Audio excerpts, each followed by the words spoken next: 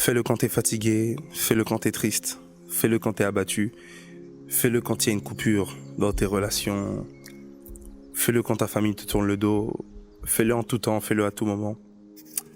Parce que le plus important, c'est que tu le fasses. Le plus important, c'est que tu le fasses. Tu sais, aujourd'hui, je vais pas faire une vidéo avec beaucoup de cuts, beaucoup de zoom, beaucoup de transitions. La vidéo d'aujourd'hui, elle est purement honnête, c'est entre toi et moi.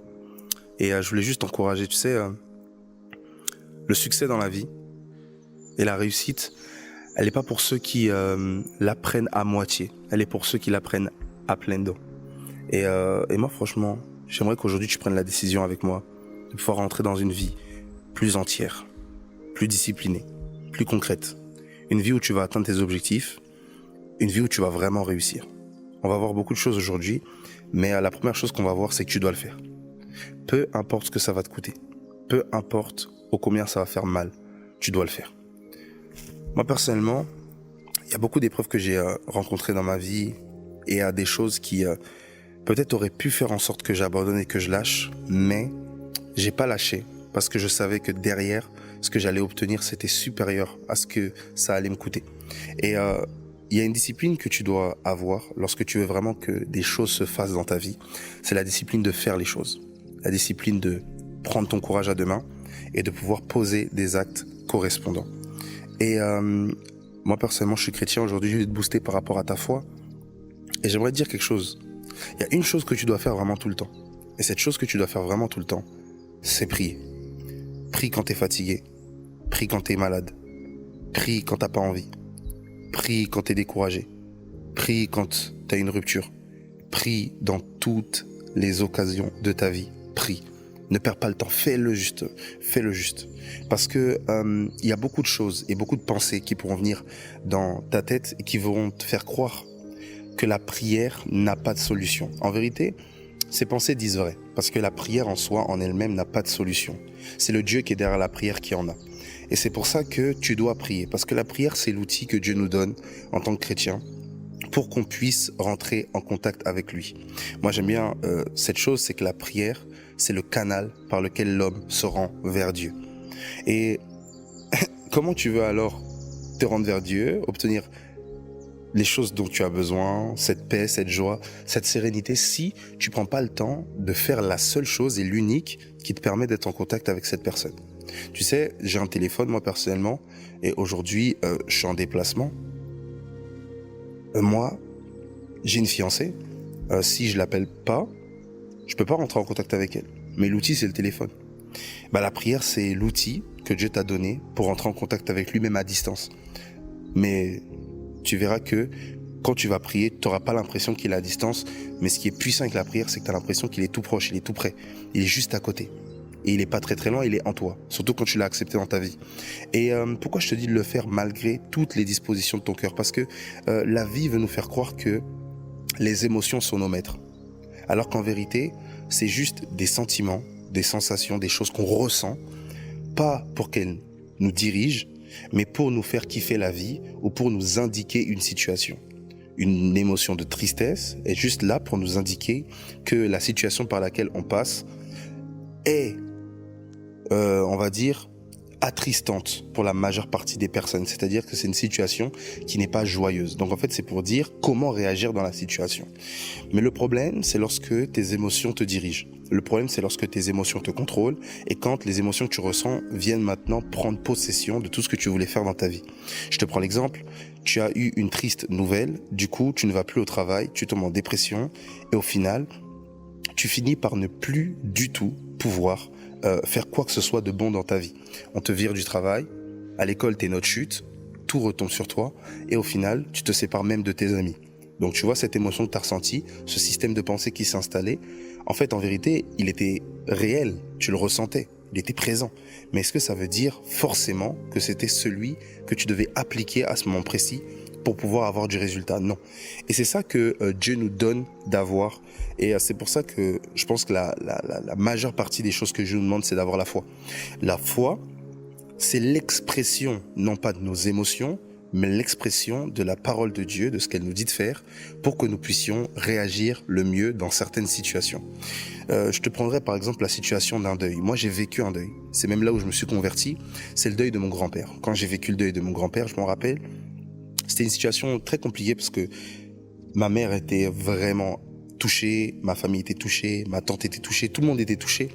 Et tu sais, c'est arrivé à un moment où je me suis dit quelque chose quand même. Je me suis dit que non, là, il fallait que je puisse vraiment prendre la décision de moi-même me convertir, me relever. Et je me rappelle, je faisais quoi? J'allais à la fenêtre de ma chambre et je faisais que de prier, prier, prier, prier. Et à ce moment-là, je me suis dit, purée, le seul truc qui me reste, c'est Dieu. Et donc, je priais, et Dieu a réussi à me relever, il a réussi à me faire du bien, tout ça. Et je peux te garantir qu'à ce moment-là, j'avais des émotions, mais j'ai décidé d'utiliser la foi plus que les émotions. Parce que les émotions me demandaient d'arrêter tout à l'école. Et même d'ailleurs, en cette période-là, mes notes, ils ont dégringolé. J'étais vraiment pas assidu. Bon, j'étais très très actif sur YouTube, mais j'étais pas assidu en cours. Mes notes avaient dégringolé. J'ai failli rater mon bac. Je l'ai eu vraiment de justesse. Mais c'est parce qu'en fait, j'ai vécu quelque chose de très triste. Et la seule chose qui m'a aidé à surmonter ça, c'est la foi en Jésus-Christ. Je peux te garantir. Mais qu'est-ce qui a fait ça? C'est l'assiduité dedans. C'est le fait de prier. C'est le fait d'être vraiment en feu. C'est le fait de continuer, de bosser, de vraiment prier un maximum, de rester concentré sur lui, de travailler des choses. Et je peux te garantir que ce moment-là dans ma vie, c'est là où je me suis rendu compte qu'il fallait que je le fasse, peu importe ce que je ressentais, peu importe ce que je vivais, peu importe ce que je pouvais expérimenter dans ma vie. Et c'est ce moment-là où je me suis dit que le moment était vraiment venu de pouvoir devenir un homme de prière. Et là, je l'ai fait. Et tu sais qu'est-ce qui va se passer quand tu vas commencer à être discipliné? Tu vas rentrer dans une autre version de ta personne. C'est la version inarrêtable. Et je te dis que cette version-là, tu peux la trouver. C'est l'apôtre Paul qui va dire dans la parole, il dit « Oubliant ce qui est en arrière, je me porte vers ce qui est en avant, je cours vers le but, vers la vocation céleste de Dieu en Jésus-Christ. » Donc c'est-à-dire qu'il dit qu'il oublie ce qui est en arrière. Et pour moi, la version de toi qui est inarrêtable, la version de toi qui est inébranlable, c'est la version de toi qui oublie ce qui est en arrière pour te porter vers ce qui est en avant. Et beaucoup de personnes n'arrivent pas à oublier ce qui est en arrière, parce que c'est très dur d'oublier. Oublier cette trahison, oublier cette blessure, oublier ce deuil, oublier cet acharnement sur toi. C'est dur. Mais je peux te garantir quelque chose. C'est que si tu arrives à oublier ça, demain, tu pourras avancer. Tu sais, les regrets, les blessures, les offenses, l'apitoiement, la tristesse, elle a tendance à faire quelque chose. Elle a tendance à créer demain l'atmosphère d'hier. Attends, je vais redire.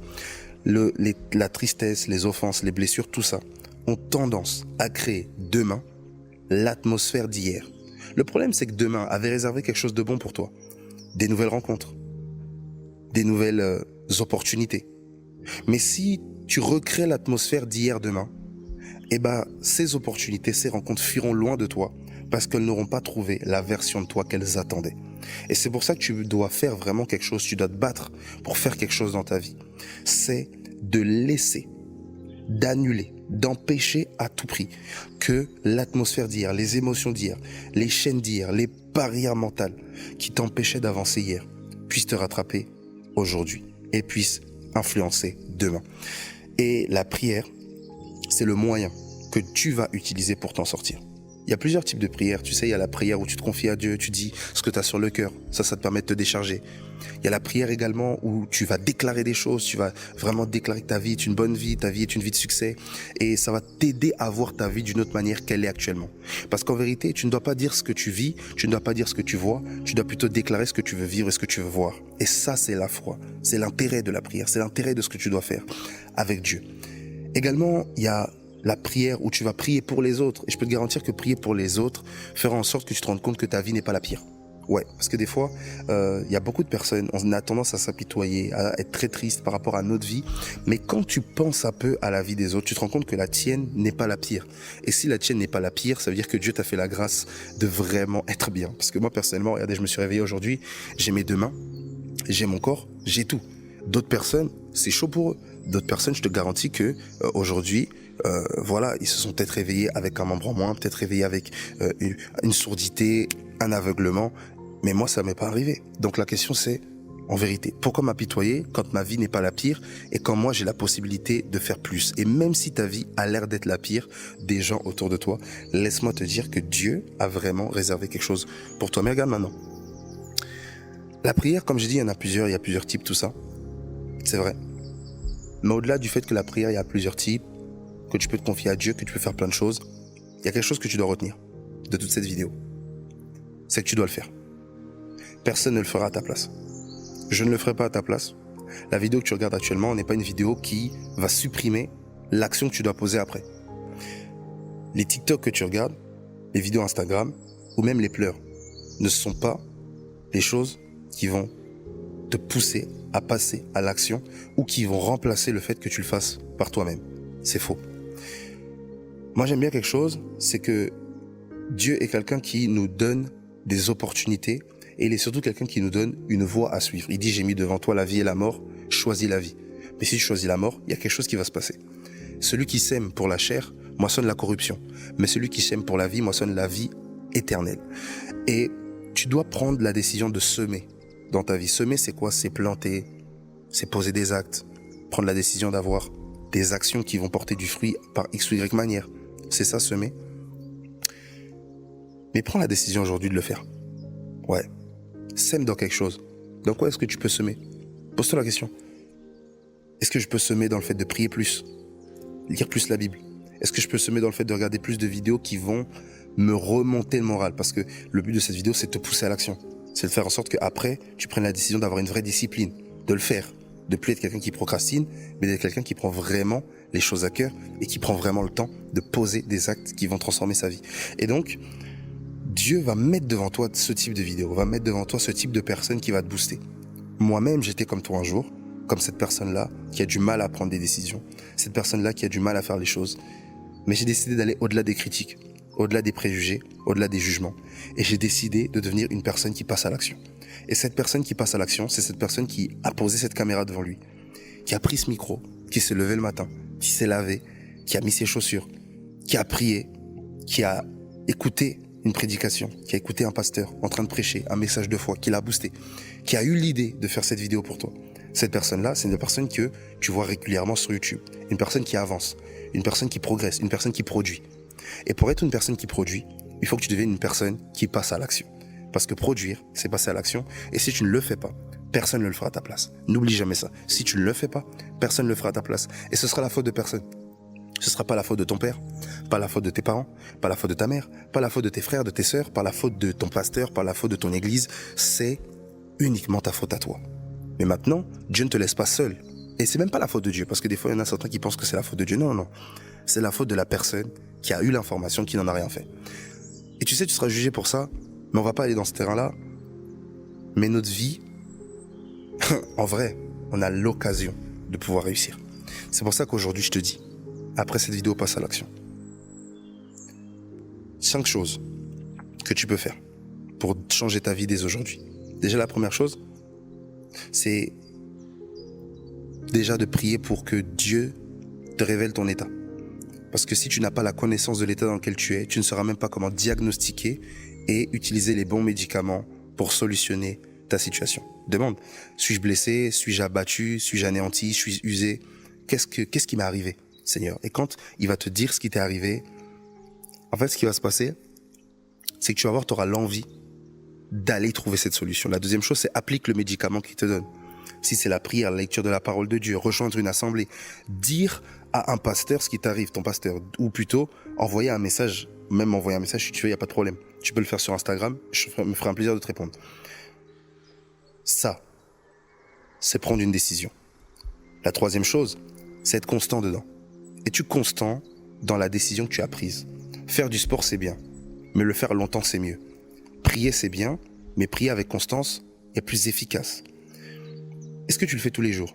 Est-ce que tu le fais tous les matins? Est-ce que tu le fais tous les soirs? C'est ça la décision.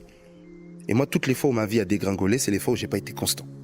Et la quatrième chose, c'est une fois que tu seras au top, n'oublie jamais la phase où tu ne l'étais pas, parce que cette phase où tu n'étais pas au top va te rappeler ce pourquoi tu fais ce que tu fais.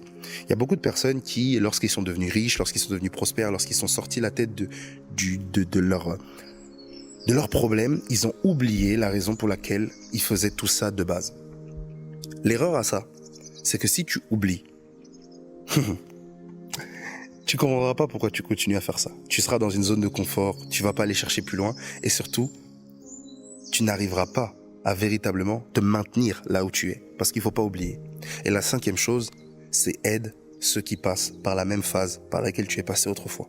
Et c'est pour ça, et voici tout l'intérêt de cette vidéo, c'est parce que j'essaie d'être au 5e point et de faire en sorte que toi aujourd'hui qui passes par une phase compliquée et difficile, tu le fasses. Comme moi j'ai dû le faire à l'ancienne, comme moi j'ai dû le faire auparavant, que tu puisses prendre la décision de passer à l'action. Et un jour peut-être que toi aussi tu feras des vidéos, que ce soit sur Instagram, TikTok, YouTube, ou même tu auras des gens que tu boosteras. Pourquoi ? Parce que tu as pris la décision de changer ta vie. Que Seigneur te bénisse. Je te dis à la prochaine. On est ensemble.